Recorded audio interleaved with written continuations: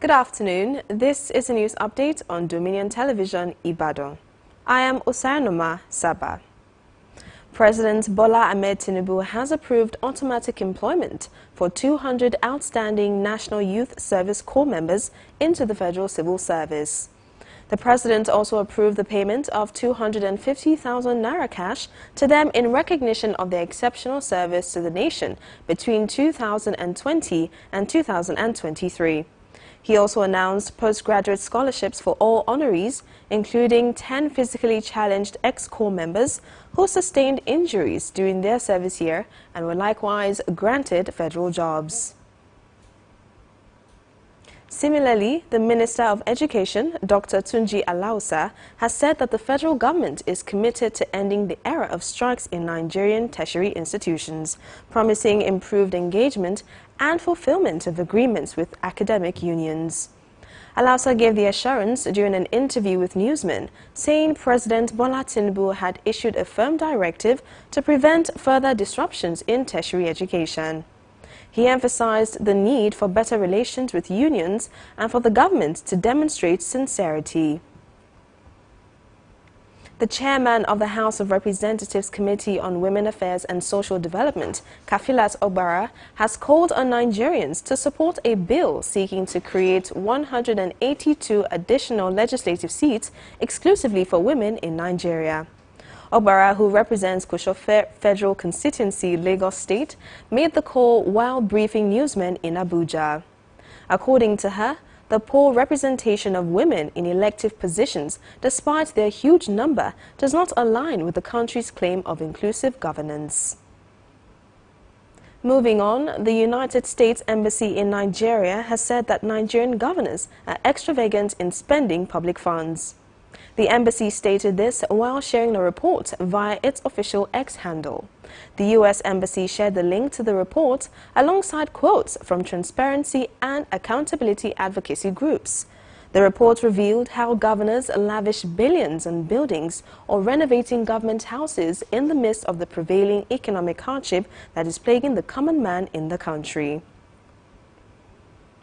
Ogun State Governor Dapo Abiodun has pledged to work closely with Oyo State Governor Engineer Seyi Makinde to address food insecurity and promote economic growth through stronger ties in agriculture and security.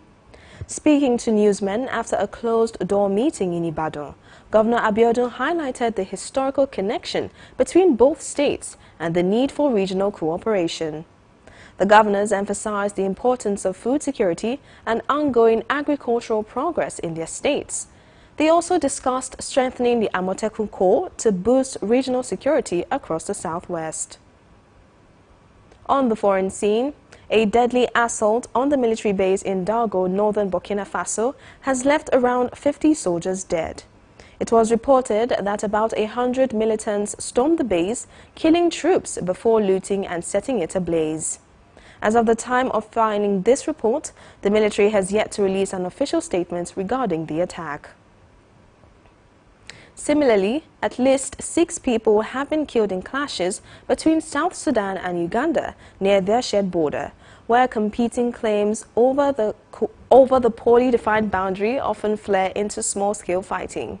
South Sudanese officials said that forces from the two armies exchanged fire in South Sudan's Kajo-Keji County, killing 5 South Sudanese soldiers.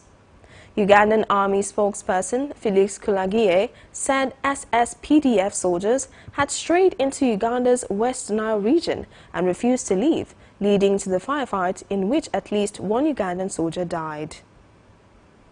Thailand's military has accused Cambodian forces of breaching a ceasefire agreement at 3 separate locations along the disputed border, warning that continued aggression could compel Thailand's forces to respond more decisively. The allegations come less than 2 days after both governments agreed to a ceasefire brokered in Malaysia, aimed at stopping fights and preventing escalation of their deadliest conflict in more than a decade. The truce came after a sustained push from Malaysian Premier Anwar Ibrahim and United States President Donald Trump, with the latter warning Thailand and Cambodian leaders that trade negotiations would not progress if fighting continued. President Donald Trump has said that he might skip the upcoming Group of 20 G20 Leaders Summit in South Africa in November and will send someone else to represent the United States, citing his disapproval of South African policies. Trump has taken issue with South African domestic and foreign policies, ranging from its land policy to its case accusing Israel of genocide in the United States ally war in Gaza. Diplomatic relations between the United States and South Africa have also been strained under Trump due to South Africa's Black Economic Empowerment (BEE) policies to address the legacy of centuries of racial inequality. Liverpool winger Luis Diaz has completed a £65.5 million move to Bundesliga champions Bayern Munich. The Colombia international has signed a 4-year deal with the German club to bring his 3.5-year stay at Anfield to an end. The 28-year-old was left out of Liverpool's pre-season match against AC Milan on Saturday because of speculation over his future. Having rejected Bayern's opening offer of £58.6 million earlier this month, Liverpool accepted a follow-up bid of £65.5 million over the weekend and permitted Diaz to have a medical with the club. You can also follow us across our social media platforms: Facebook, Instagram, TikTok, YouTube and LinkedIn at Dominion Broadcast, and on X at DominionCast. And that ends the news update on Dominion Television. I am Osarenoma Saba. Thank you for watching.